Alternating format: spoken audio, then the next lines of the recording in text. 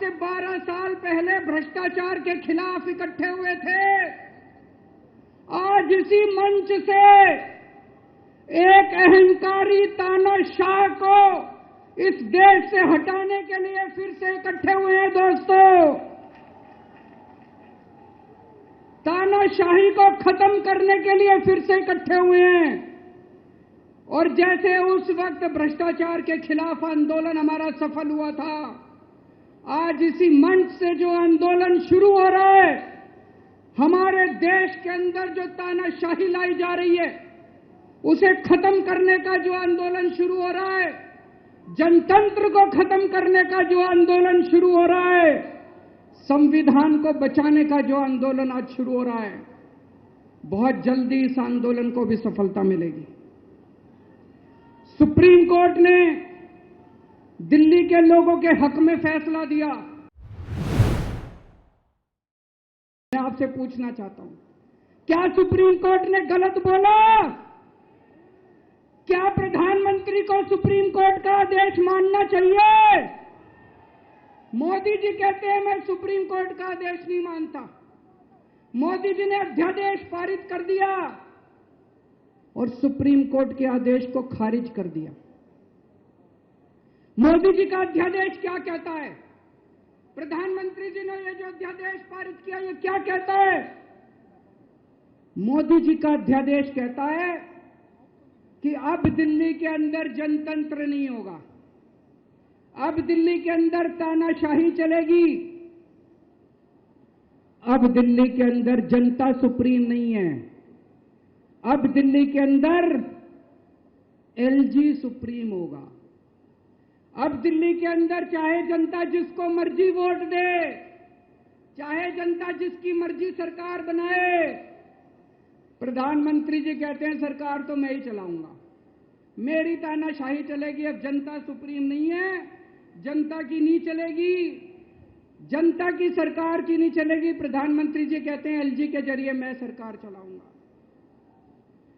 26 जनवरी 1950 को हमारे देश का संविधान लागू हुआ। बाबा साहब अंबेडकर ने संविधान बनाया। दोस्तों, 11 मई, आज 11 जून है, आज से 1 महीने पहले 11 मई को देश की सर्वोच्च अदालत, सबसे बड़ी अदालत सुप्रीम कोर्ट, सुप्रीम कोर्ट की भी कॉन्स्टिट्यूशन बेंच, उसने आदेश पारित किया दिल्ली के लोगों के हक में। रोज मेरा अपमान करते हैं, मेरे को गालियां देते हैं, गंदी गंदी गालियां देते हैं। मेरे को अपने मान और अपमान की कोई चिंता नहीं है, मैं कोई परवाह नहीं करता, मैं इनको वापस गाली नहीं देता, मेरे को गाली गलौज नहीं करनी आती, मेरे संस्कार नहीं सिखाते। मैं 24 घंटे अपने काम में व्यस्त रहता हूं, मेरे को काम से मतलब है। आप लोगों ने मेरे को इतना मौका दिया, इतनी जिम्मेदारी है, 24 घंटे काम करता हूं। ये लोग मेरे को जितनी मर्जी गाली दे लें, लेकिन इस बार इन लोगों ने आपका अपमान किया है, आपकी वोट की कीमत, आपका वोट का अपमान किया है। बीजेपी को 3 सीट देने का क्या मतलब? दिल्ली के लोगों ने अपनी आंखें लाल करके मोदी जी की तरफ देखा और बोला आप देश संभालो, खबरदार दिल्ली की तरफ आंख उठा के देखी तो। बोला कि नहीं बोला? 2020 में फिर से दिल्ली के लोगों ने 7 एमपी की सीट मोदी जी को दी, बोले आप देश संभालो। चारों तरफ इतनी महंगाई हो रही है, पेट्रोल 100 रुपए लीटर पहुंच गया, डीजल 90 रुपए लीटर पहुंच गया, दूध महंगा हो गया, सब्जियां महंगी हो गई, एलपीजी का सिलेंडर 1000 रुपए के ऊपर हो गया। इनको समझ ही नहीं आ रहा महंगाई कैसे, इनको चौथी पास राजा को समझ ही नहीं आ रहा कि देश कैसे संभाले। एक दिन कहते हैं 2000 का नोट आएगा, 5 साल बाद कहते हैं 2000 का नोट जाएगा। अरे इनको समझ ही नहीं है आप लोगों ने कोई समझदार प्रधानमंत्री बनाया होता, कम से कम ये तो बता देगा 2000 का नोट आएगा कि जाएगा। चारों तरफ बेरोजगारी फैली हुई है, इनको समझ ही नहीं आ रहा बेरोजगारी कैसे दूर करें। चारों तरफ भ्रष्टाचार ही भ्रष्टाचार फैला हुआ है, इनको समझ ही नहीं आ रहा भ्रष्टाचार दूर कैसे करें। जितना प्रचार प्रसार करोगे उतना देश की तरक्की होगी, उतना समाज की तरक्की होगी।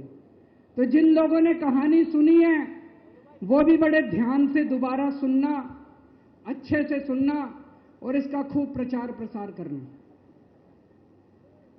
ये कहानी एक राजा की है, एक चौथी पास राजा की कहानी है, एक अहंकारी राजा की कहानी है, एक भ्रष्टाचारी राजा की कहानी है।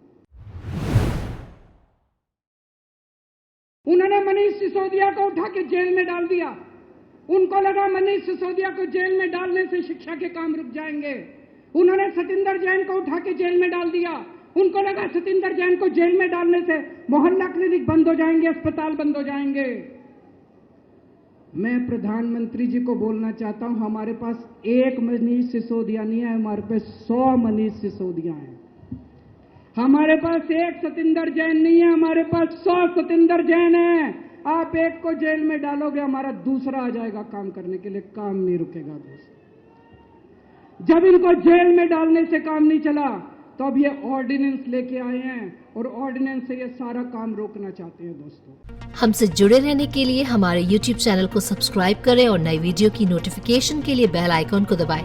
अगर आप ये वीडियो Facebook पर देख रहे हैं तो लाइक जरूर करें और ज्यादा से ज्यादा शेयर करें। धन्यवाद।